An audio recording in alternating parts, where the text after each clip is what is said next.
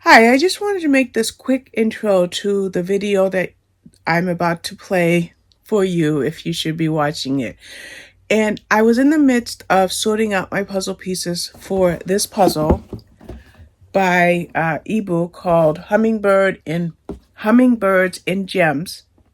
And I talked about my sorting method, why I sort and how I sort, and I even did the edges.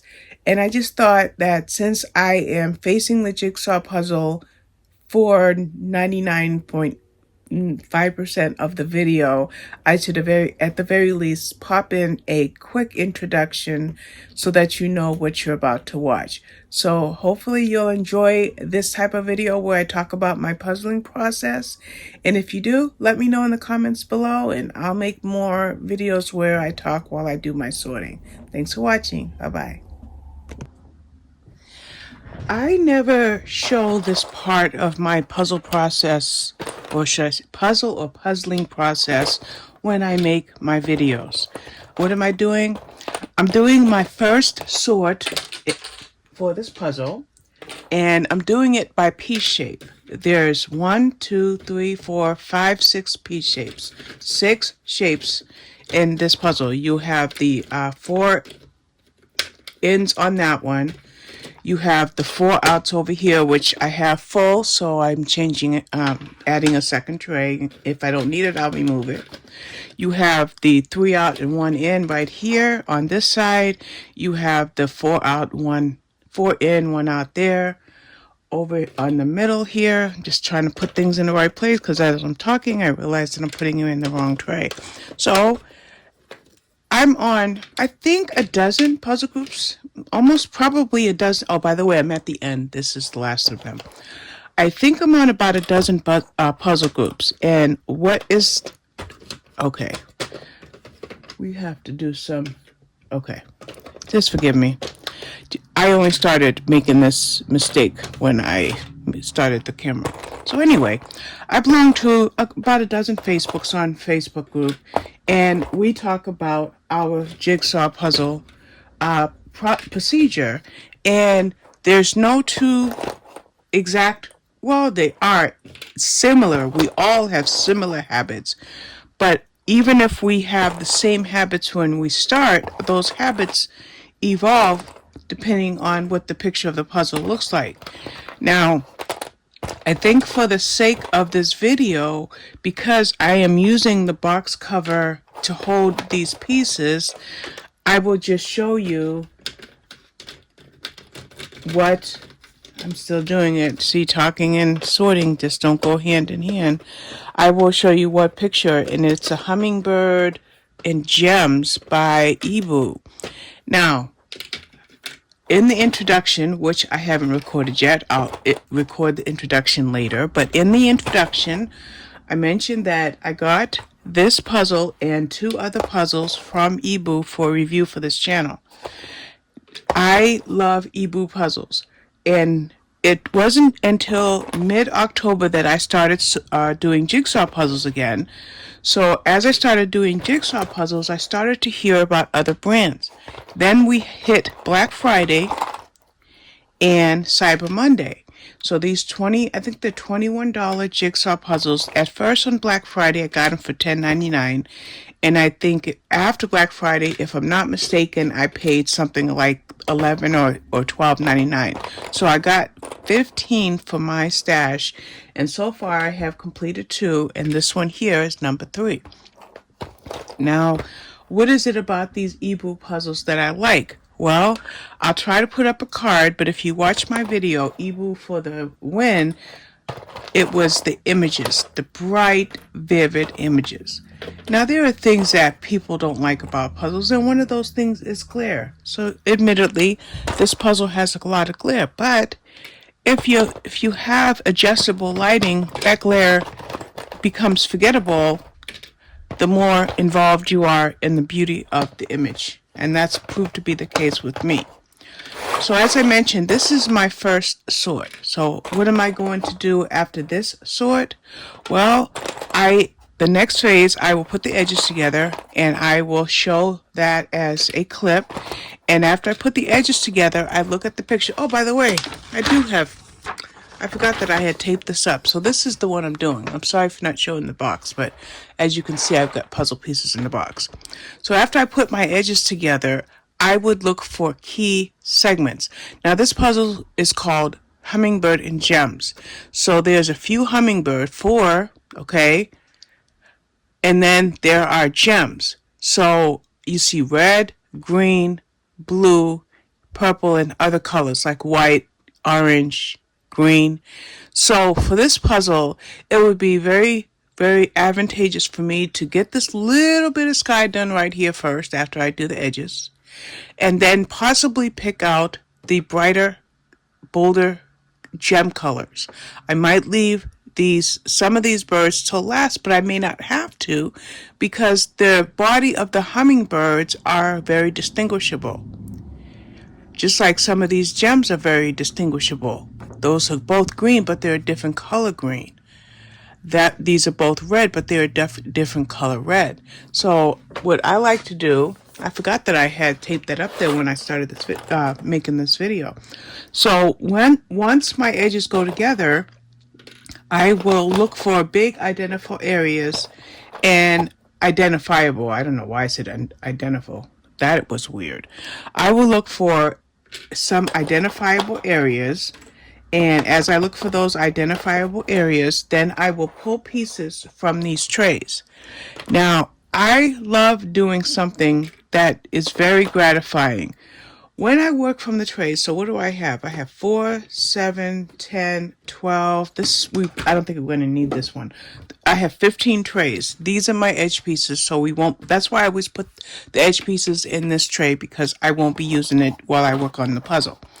So with 15 trays, something that I love to do is as I start getting some of the puzzle together, and there are less and less pieces to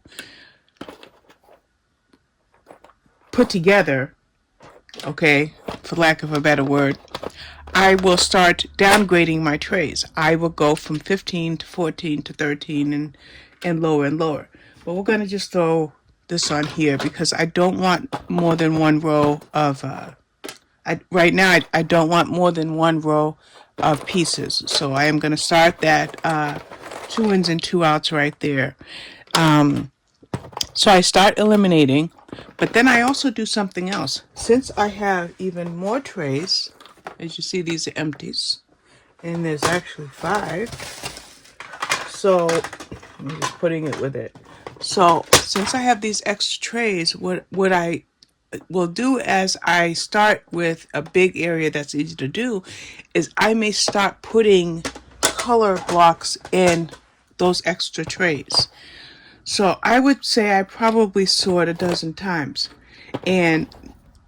But then if I'm doing, say, an Amy Stewart or a Colin Thompson, and whoever does, what's her name? Shelley Davies does the Cobble Hill puzzles. If I'm doing, if I'm doing those, forget sorting. That's not possible. The most sorting I can do for Colin Thompson, Shelley Davies, and Amy Stewart is to sort out the edge pieces and then lay all the pieces out in 2, 3, or 4 larger puzzle boxes. The Cobble Hill puzzle boxes are the largest available puzzle boxes I have. Sort them all off face up. Turn them all over face up in 3, 4, 5 puzzle boxes. And then once I do that, I just start putting it together. So one method won't always work for every puzzle. Now, I thought while I was sorting this, I would talk about a thread that started on one of my Facebook groups. And the thread is, why do people time doing their puzzles? Doesn't that take away from the enjoyment of puzzle solving? Or for those of us who are dissectologists, does that take our joy away from this hobby? I am just dropping pieces in the wrong trays. So, here's the thing. When I started doing jigsaw puzzles, I found 2 channels, obviously Karen Puzzles, and then a smaller channel where time is everything. Can I get it done in 2 hours? Can I get it done in 1 hour and 20 minutes? And then on one of my Facebook groups, I was working my very first gradient puzzle, which I thought I had right here to show you, but it's not readily reachable. Okay, but I was working on my first gradient puzzle, which is a buffalo, and it's a buffalo challenge gradient puzzle. And when I started working on that, I had never done a gradient puzzle before.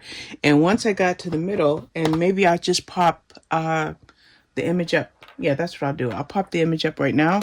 When I got to the middle, you'll see with that red and orange, it was near to impossible for me to go any faster. So I remember posting on the small group, which is on Messenger. I need one of these trays after all. I started posting on the small group, which is on Messenger, and we talked about, I said we at that point when the group started, we would share our puzzle progress or puzzle completions, or ask or answer puzzle related questions. So I showed my progress on that gradient puzzle, and it was perhaps midday, because I said it's going to be tomorrow or the next day before I finish this. But I wasn't saying it like I was going hard on myself and I was going to fade into the woodworking if I didn't get it solved in time. I just said that being my first gradient, I found it extremely difficult. And this one lady said, "Oh, I did this puzzle in 4 hours." And I tell you, some things, they always say you can't unsee something that you saw. Well, I don't think we have the capability to unhear something we hear. In this case, it was a written comment, but it was something that stayed in the back of my mind. However, I discovered, as I have done now 2 other gradient puzzles, that the one that I chose as my first gradient was one of the harder gradients because of all the lines. So that was a little vindicating, and I felt pretty good. And then, like I said, I follow 2 YouTube channels where time is everything. And yes, there are just jigsaw puzzle speed contests that I love to watch when I can find them. But I don't want time to be a factor when I work on my puzzles. I want to do them for the enjoyment of the image.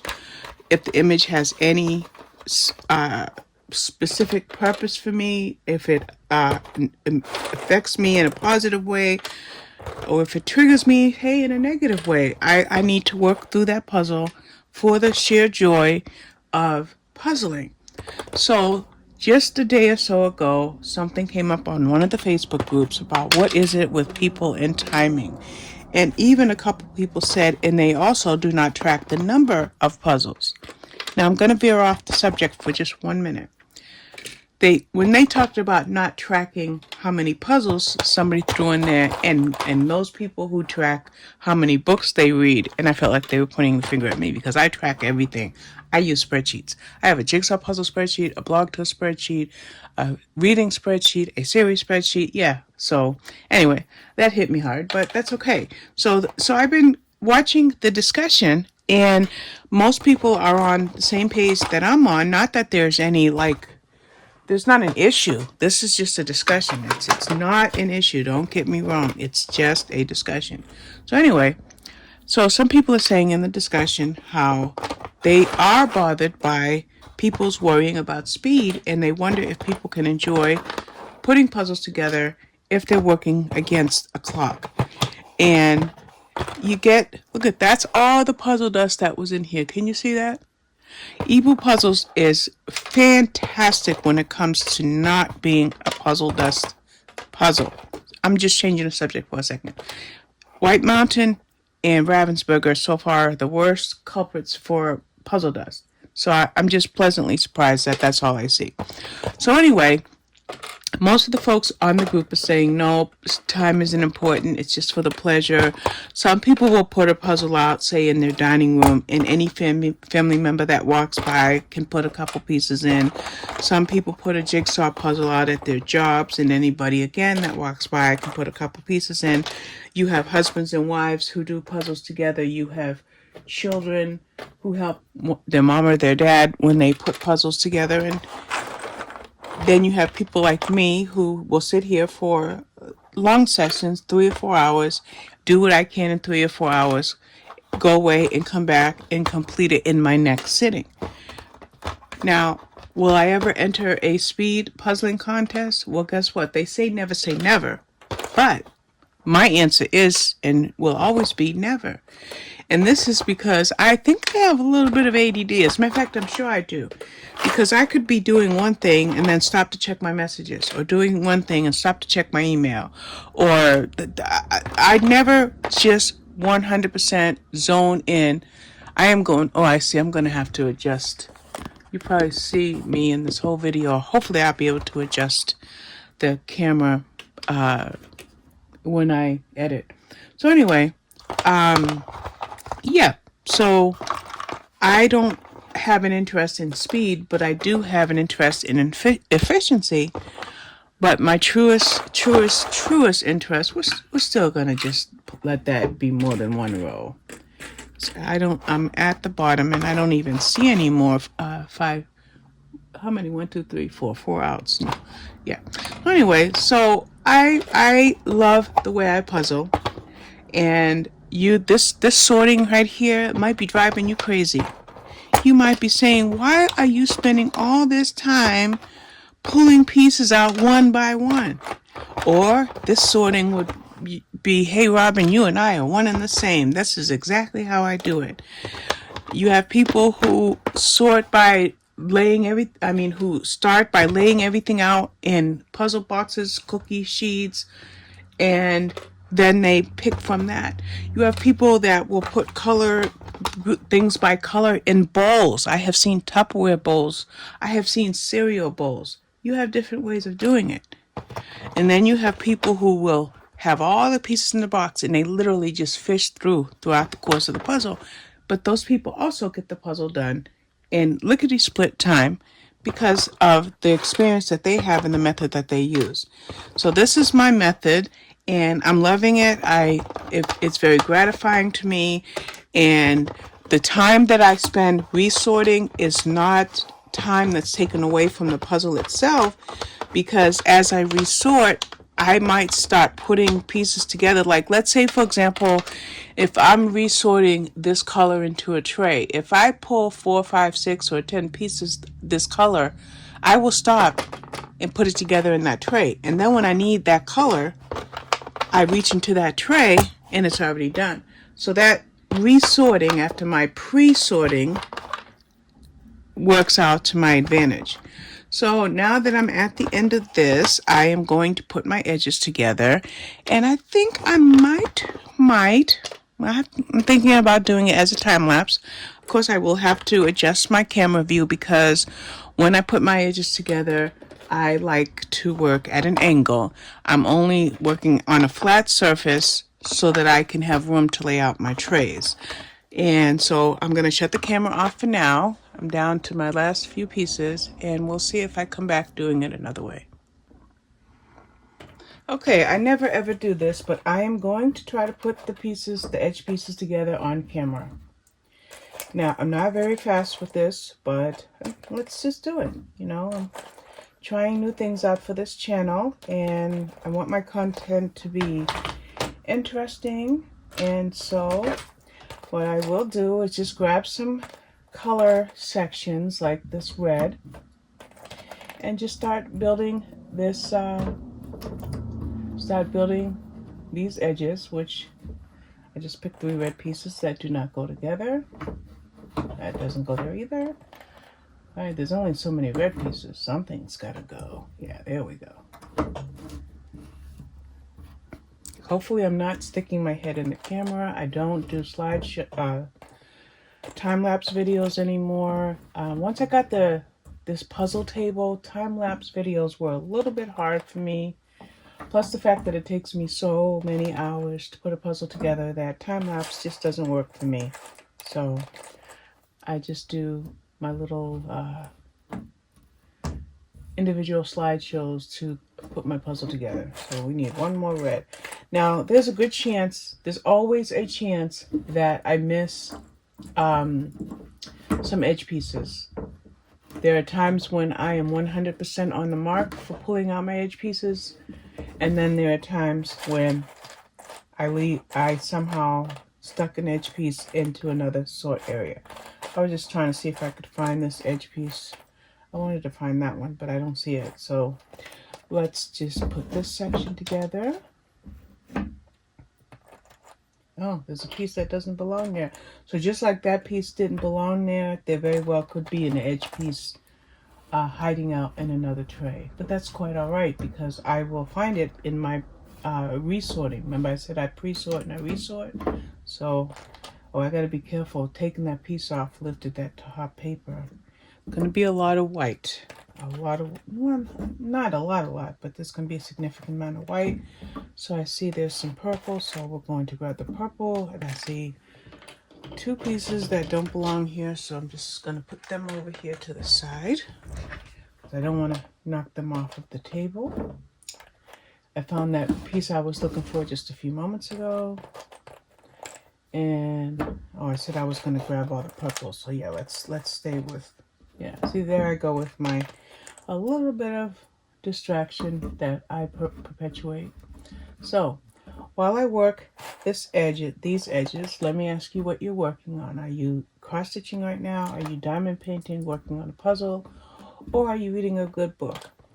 I'm reading a cozy mystery right now, and I had planned on yesterday, the day before, and today making my first week of February's videos for this channel, and then I was going to write up the book reviews. But the thing is, I usually, and have successfully until now, worked on my book review videos in bed. Oops. So this is wrong, but I don't want to lift that top layer. So every day over the past 3 days, I have fallen back to sleep. I have fallen asleep in the midst of trying to get these reviews written. And the reason that this is problematic for me right now, getting these reviews written, is one day last week, I dealt with a lot of stress, and I had 2 nights of insomnia. And due to that insomnia, I was getting 1 to 2 hours of sleep a night for 2 nights, and then 3 hours of sleep for the third night. That's my coffee. I don't think it's possible for that lack of sleep to be affecting me this late in the game. It might not. All I know is right now, every time I'm sedentary, I fall asleep. So what I most likely will do tonight, after I'm done puzzling for this evening, which might just be my edge pieces, and then I put the puzzle aside, is I might sit here right in this chair and get those book reviews written. I want to write the book review for, let's see if I can remember the names of the books. What Lies in the Woods, that's one. Housemaid's Secret, The Family Secret, The In-Laws, and 2 more. So of those, 2 videos are made. So I'm going to make 2 videos and write those 4. So those first 4 I would like to get written tonight. And the thing is, although I do have what's called a backlog on NetGalley, the review site, as far as scheduled reviews and posts, I'm fairly well on time with those.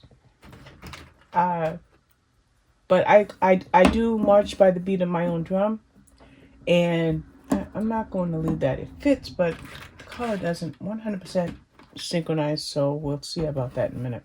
So anyway, I march to the beat of my own drum.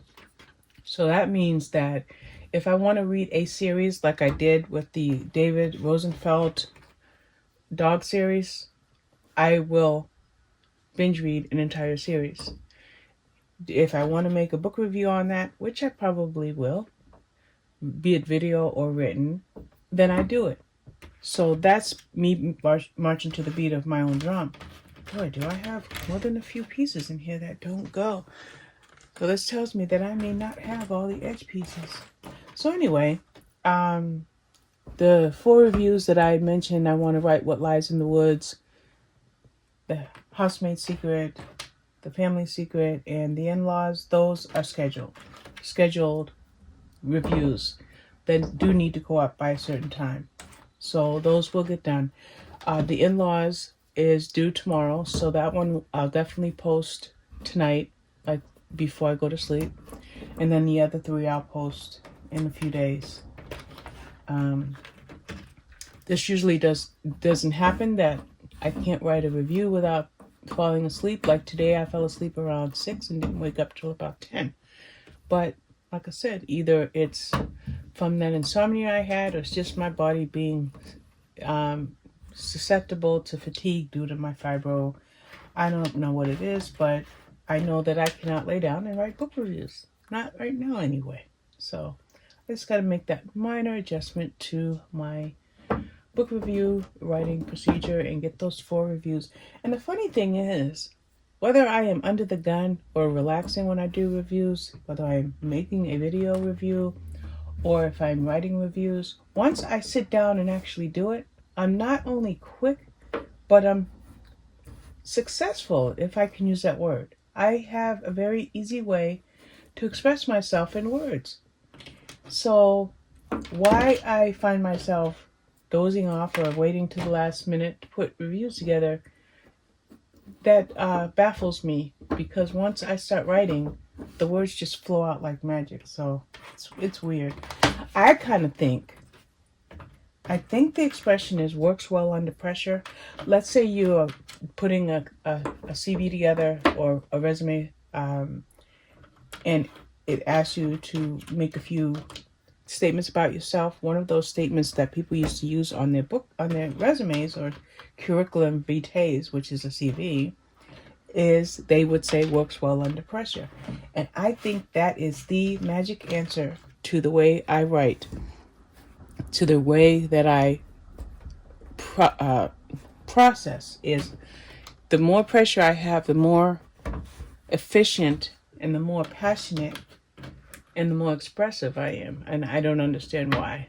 But as long as I don't disappoint publishers and authors, I'm happy.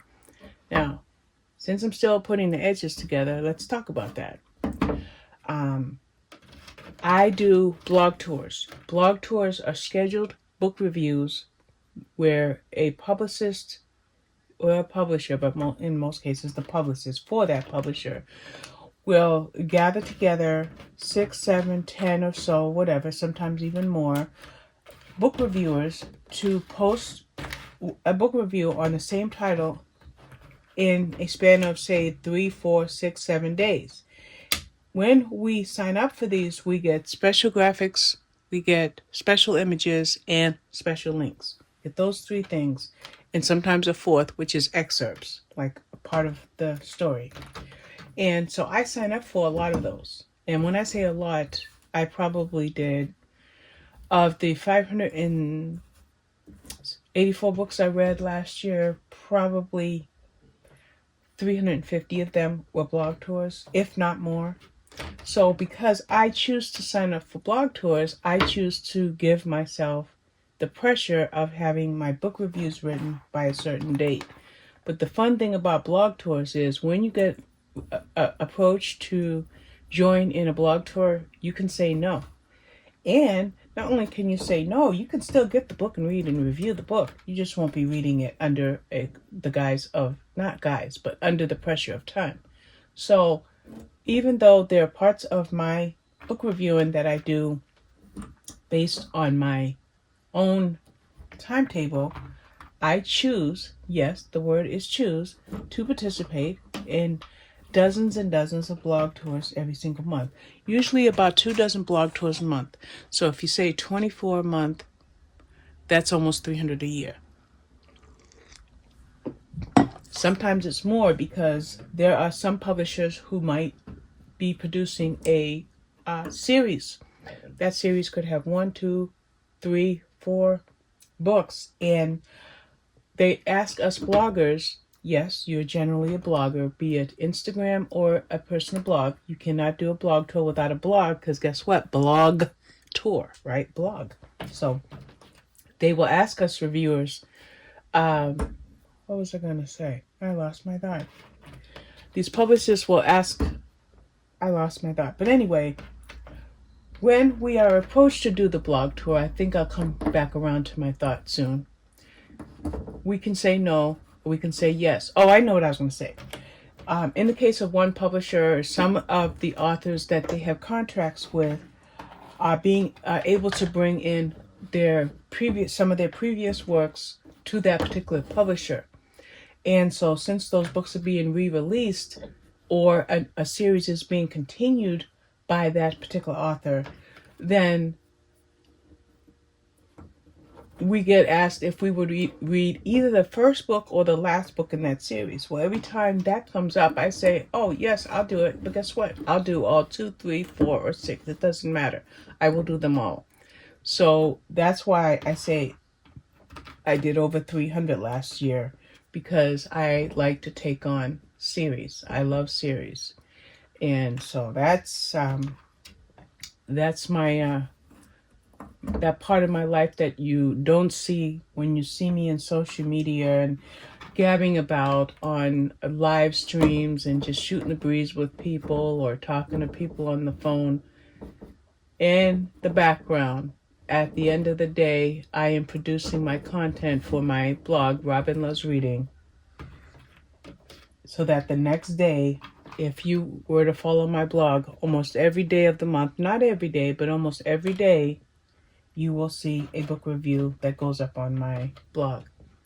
And I don't talk about my blog much, but my blog itself gets somewhere in the vein of 12 to 15,000 views a month, every month. So I think I have gotten some faithful readers of my blog, because those stats do not dissipate. Like one day, I think on Friday, I got 2,500 views on Friday in one day. The next day I may get, say, 600, and then the day after that, I turn around and get 2,000, and then the day after. So it's weird, but I do look at my stats. So I'm very busy on the sidelines getting these book reviews done and enjoying what I read. Now, I briefly mentioned that I read the David Rosenfeld series because I wanted to, and I had already read all of my January books, and by now I would have read all of my February books, but I read the David Rosenfeld, so I'm still reading my February books. I love series, and I love cozy mysteries. And so, like I said, this one that I'm reading now is a cozy mystery, and I think it comes out February 7th. So in the next week or so, my plan is to knock out all of my February blog tours, and then I have some audiobooks for review, so I'll listen to all of those. And then I will go into my next series that I want to binge read, and it's the one I already started, which is the Agatha Raisin series by MC Beaton. And I think I read the first 5, and there's like 30 or 40 in there. So by the second week or so of February, I will be binge reading the rest of that series. Then I'm going to move on to either alternate with the Joanna Fluke series, with Joanna Fluke series, or the new series that I haven't read any of yet, and that is the Donna Andrews Bird series. So I don't have a solid queue, but I have pretty much in mind what it is I want to read over the course of the month. And meanwhile, I am working on my spreadsheets. There's a spreadsheet for reading that needs to be fine-tuned, and I have a puzzle spreadsheet that I am building. Okay, we're not fine. Oh, there it is. There's a puzzle spreadsheet that I am building at my leisure, and so I hope that I can do that. I don't know coding or anything like that, but I do have an idea, and I'm going to be exploring that in February as well. So it doesn't look like I have any obvious matches. You would think that I would do better at putting this part of the puzzle together, but I'm taking my time. I mentioned that earlier, that I do take my time. So I'm going to now throw these pieces up here and go ahead and pull the table a little bit closer and go ahead and knock out this frame, because I think I see enough where it's all going to come together. Yeah, I think I see enough. So I don't start off by dumping everything on off of this tray onto this puzzle table. Let's bring the table a little bit closer. There we go. Just want to make sure you can see it. And hopefully when I go back to edit this video, I won't be seeing my big head. So now we are going to turn this other lamp up and throw these edges together. So let's play music for the rest of the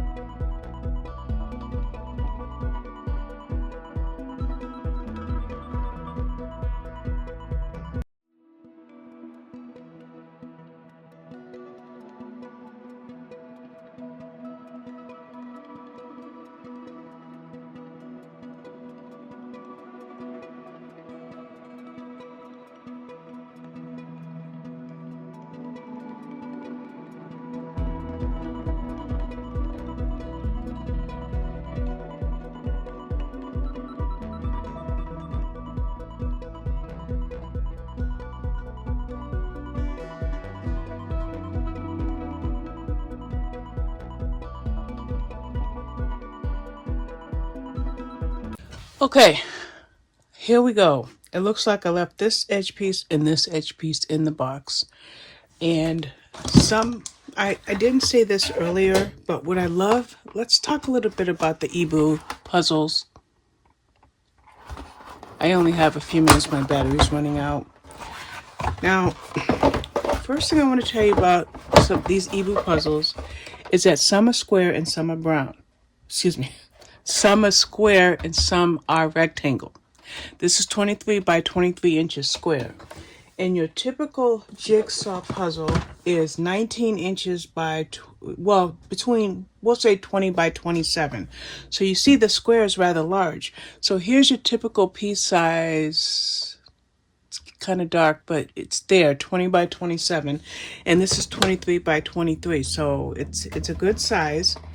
And every EeBoo puzzle, I'm so sorry it's so dark in here, but it is, truth be told, 10 minutes to 12 midnight. So every EeBoo puzzle has a poem. Now, before I tell you the poem, notice what it says here. Always good, always good, woman-owned, mother-run, and they use recycled materials.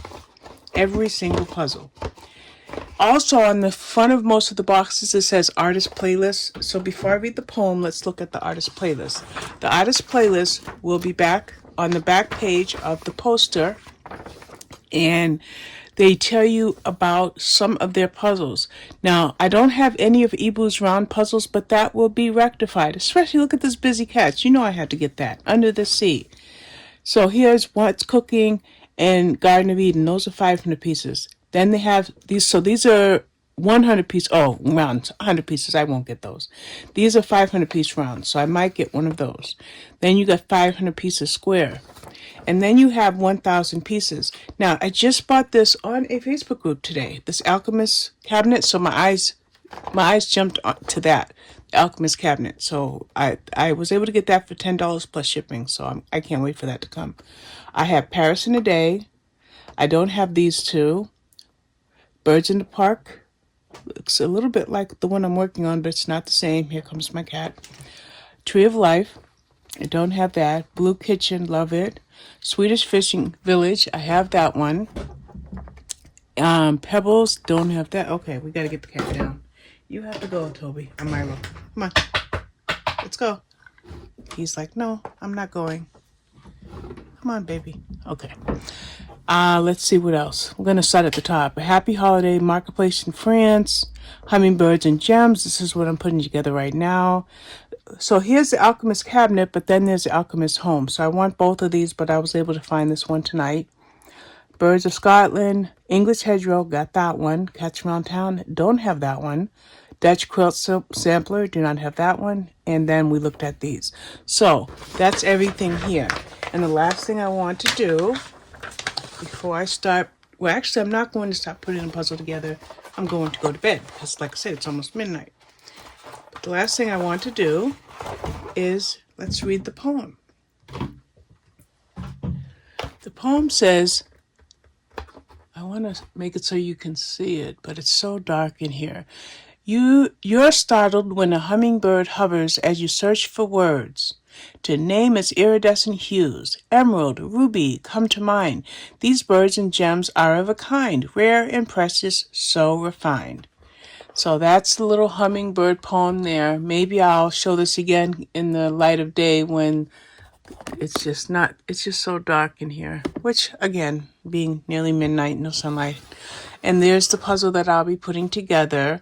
These are the actual piece sizes. So like, for example, if you take a piece here, you can see that they show you what size pieces you'll be working with, so you won't have any surprises.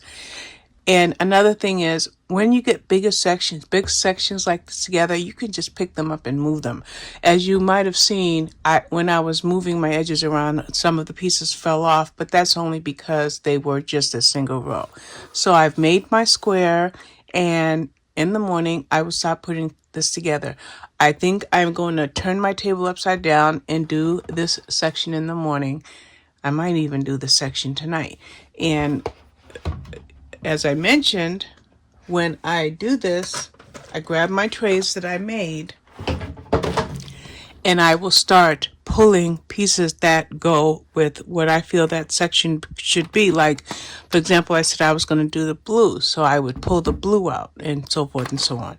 So I'm going to end this video. I will speed up my, whoops, I lost part of the picture. I will speed up my finish of